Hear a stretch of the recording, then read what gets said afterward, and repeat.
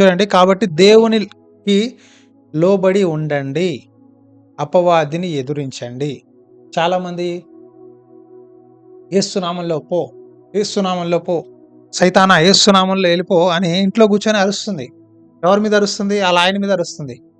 ఆళ్ళ ఆయన తాగేసి వస్తే వెళ్ళిపో, వెళ్ళిపో, వెళ్ళిపో అని అరుస్తుంది. ఆళ్ళ ఆయన అంటున్నాడు, ఏందే వెళ్ళేది, లేపేస్తాను నిన్ను అంటున్నాడు. ఆ? నిన్నే లేపేస్తాను, ఏంది వెళ్ళేది? చర్చికి వెళ్ళొచ్చి ఏదో 4 మాటలు నేర్చుకొచ్చి నన్ను వెళ్ళిపో వెళ్ళిపో అని అరుస్తావా? నిన్ను నీ పిల్లల్ని ఇంట్లోంచి లేపేస్తాను నేనే అన్నాడు. అంటే ఆమె అయినా సరే యేసునామంలో యేసునామం పో అంటే లాగిపెట్టి జంప పగలగొట్టాడంట. చూడండి, ఈరోజు చాలామంది వాక్యం తెలియట్లా పాపం. అపవాదిని ఎదిరించండి అంటే వెళ్ళి అపవాదిని ఎదిరించండి అంటే మీ భర్త మీదకి వెళ్ళి సైతానా పో అంటే వాళ్ళు దెయ్యం ఏం చేస్తుంది?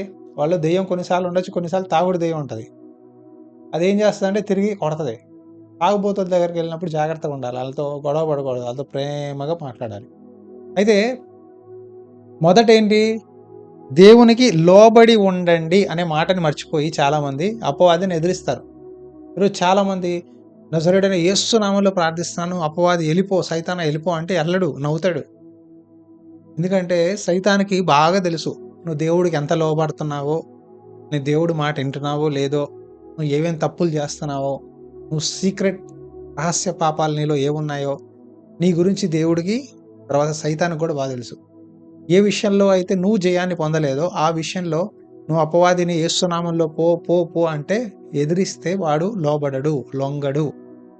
సాతాను భయపడాలి నీ నుంచి, నీ మాటకి లోబడాలి అంటే నువ్వు దేవునికి లోబడు ముందు.